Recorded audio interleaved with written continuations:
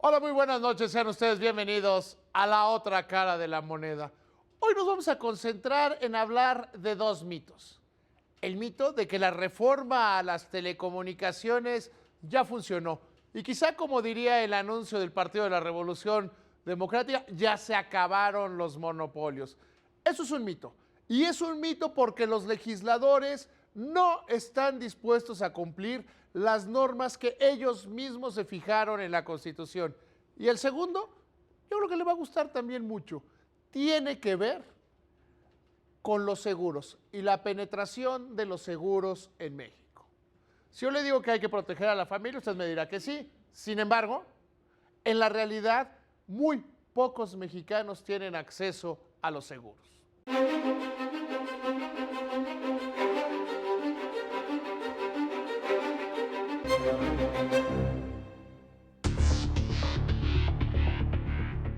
A pesar de que los legisladores establecieron que las leyes secundarias a la reforma a las telecomunicaciones tendrían que estar listas 180 días después de su promulgación, no cumplirán con esta obligación marcada en la Constitución, porque han tenido una muy cargada agenda legislativa y que esperarán hasta el año próximo para tener estas reglas que son fundamentales para determinar quiénes son los actores dominantes en las telecomunicaciones, así como la forma de establecer regulaciones que les impidan continuar con sus prácticas monopólicas que hoy dañan a los consumidores por no tener acceso a más servicios en mejores calidad de precio. El retraso en la regulación secundaria causaría que el IFETEL tampoco tenga listas las normas de dominancia en el sector de las telecomunicaciones.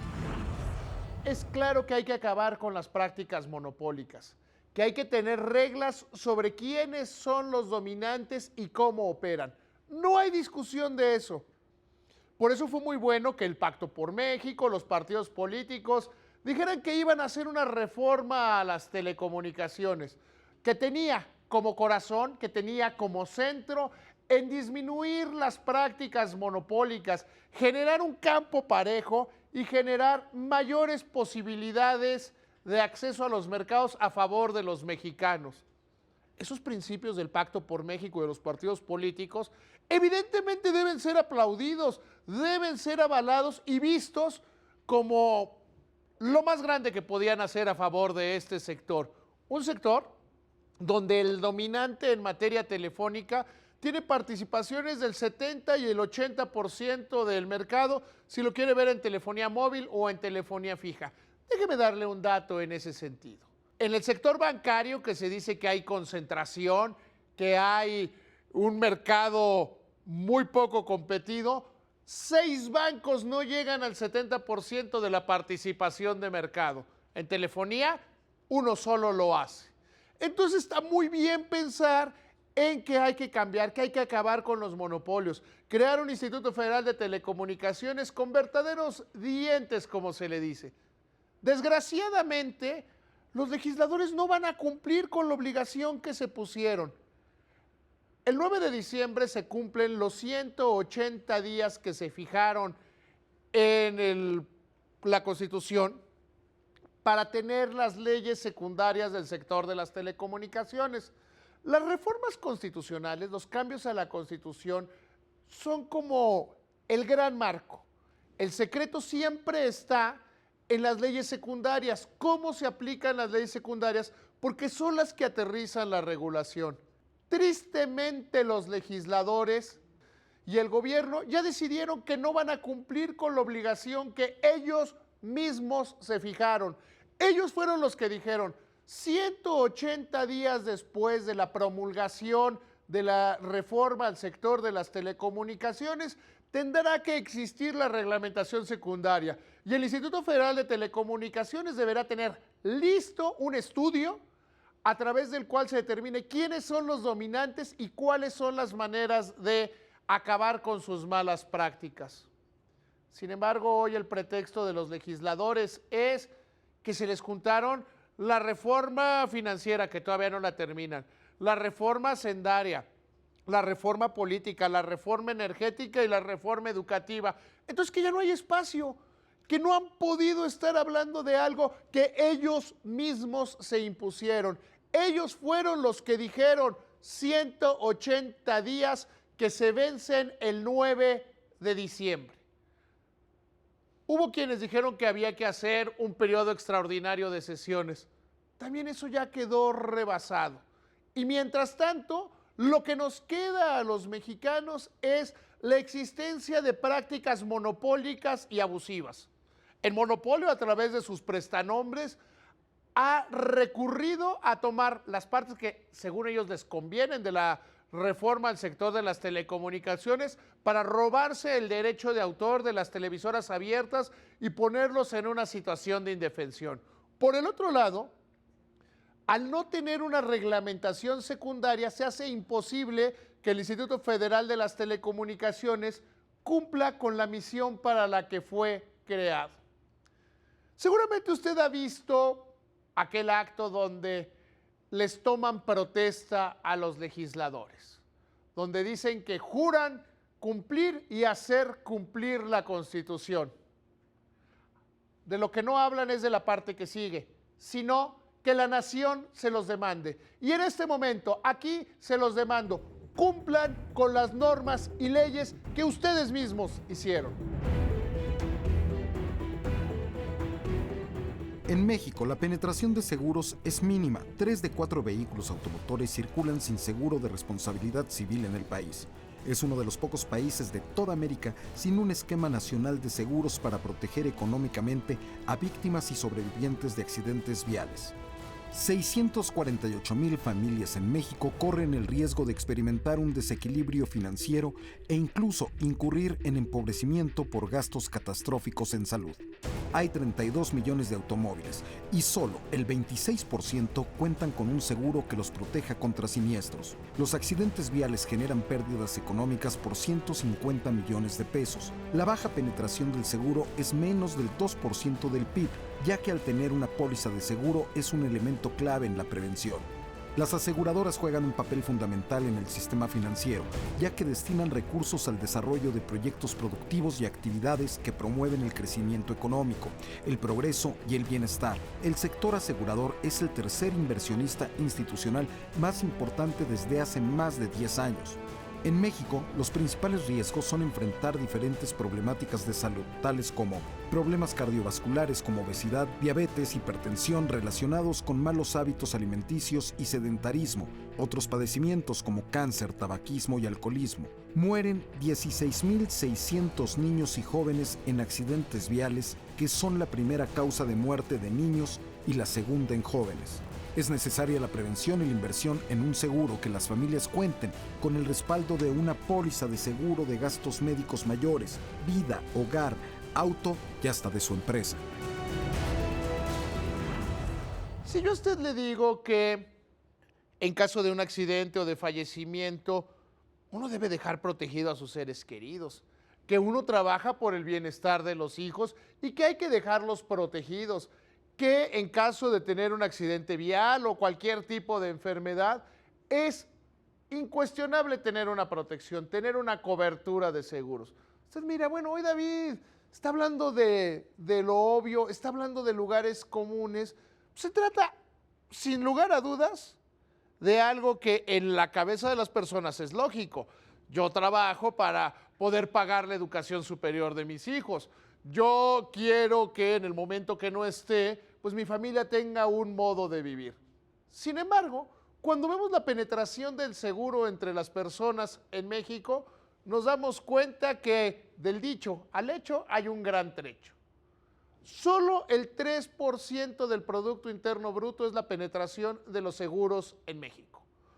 ¿Por qué se da esta baja penetración de los seguros? Hay algunos a los que les gustan las respuestas del lugar común o sacarlas del cajón donde las tienen, por la inestabilidad económica. Señores, señoras, inestabilidad económica no hemos vivido en este país desde 1998. 2013 sin duda fue un año difícil, pero no fue un año de hiperinflación, no fue un año de recesión, no fue un año de caída en la economía. Entonces, no podemos decir que no compramos seguros por la inestabilidad. Hemos tenido ya un largo periodo con inflación abajo del 4%. Entonces, la segunda es, hay poca competencia, los seguros son caros. Mire, en el sector financiero de México es donde se registran los mayores índices de competencia. Las compañías de seguros, y usted lo podrá ver si hace un rápido análisis, una y otra vez están sacando productos diferentes, productos nuevos, productos que se adecúan de una mejor manera a las personas. Entonces llegamos al tercer punto. Los seguros no cubren los riesgos. Las aseguradoras no están metidas en el negocio de no pagarle a la gente. Las aseguradoras, por el contrario, están por establecer relaciones personales.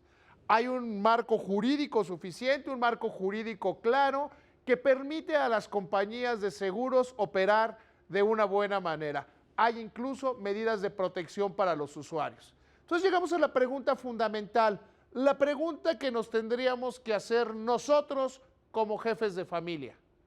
¿Por qué no contrato seguros? Hay gente que rápidamente dice, bueno, a mí me gusta tener una tarjeta de crédito para urgencias.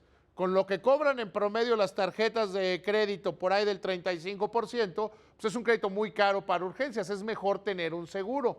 O creemos, llegamos a la parte psicológica, que a nosotros no nos va a pasar, que nosotros no vamos a tener un accidente automovilístico. 16,600 personas en este país mueren al año en accidentes automovilísticos y los daños que se causan son cercanos a 2 puntos del Producto Interno Bruto en el patrimonio de las personas. O que no vamos a tener una enfermedad crónica degenerativa como la diabetes o el cáncer o alguna de estas enfermedades. Creemos que eso a nosotros no nos pasa, que el seguro no hay que tenerlo porque en el momento que se presente la contingencia, algo vamos a poder hacer. Yo le invito a que rompamos ese mito. Le invito a que pensemos de una manera diferente. Sí, sin duda, te vas a morir. Es altamente probable que tengas una enfermedad crónica que cueste mucho dinero. Es, sin lugar a dudas, probable que tengas un accidente de tránsito. Cuando entiendes eso, debes comprender, sin lugar a dudas, que tienes que estar asegurado. ¿Quién es la primera persona que debe estar asegurado? Porque normalmente me dicen, quiero comprar un seguro de vida para mis hijos, un seguro de gastos médicos para mis hijos. No, en el mundo ideal todo mundo se asegura, pero se debe comenzar por el jefe de familia. Normalmente cuando un jefe de familia, llámese el papá o la mamá, tienen una enfermedad, hay un doble quebranto económico para las familias. Por un lado, está el hecho del mismo costo de la enfermedad y por el otro lado, la caída de los ingresos de la familia. Si nada más se va a asegurar una persona, debe ser el que genera la mayor cantidad de ingresos a la casa. Después ya se pueden ir pensando en otras alternativas, los dos jefes de familia, los hijos, y es mucho más probable que un hijo pequeño no tenga problemas médicos graves a que los tenga un adulto. Entonces seamos muy claros, hay que elegir bien los seguros. ¿Cómo determinar cuáles son los seguros? Punto número 1, entendiendo. 1, los seguros no son caros y hay que comprarlos para que no se utilicen. Punto número 2, el primer asegurado debe ser el jefe de familia. Punto número 3, hay que ir escogiendo los seguros con base en lo que se necesita, no con base en las creencias que podemos tener. Le agradezco mucho que nos haya acompañado hoy a destrabar estos mitos en la otra cara de la moneda. Gracias, muy buenas noches.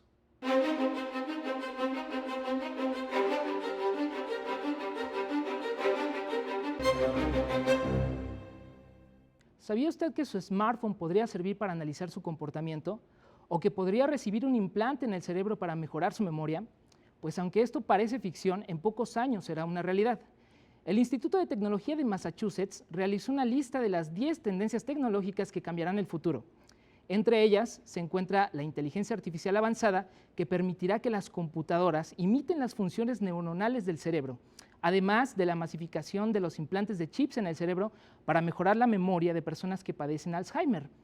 Otra tendencia será la venta de robots inteligentes y económicos que ayudarán a las personas en sus tareas cotidianas. También se masificará el uso de relojes inteligentes que podrán conectarse a Internet y que podrán complementarse con los smartphones. Así que la tecnología seguirá avanzando y cambiará radicalmente la vida de muchas personas.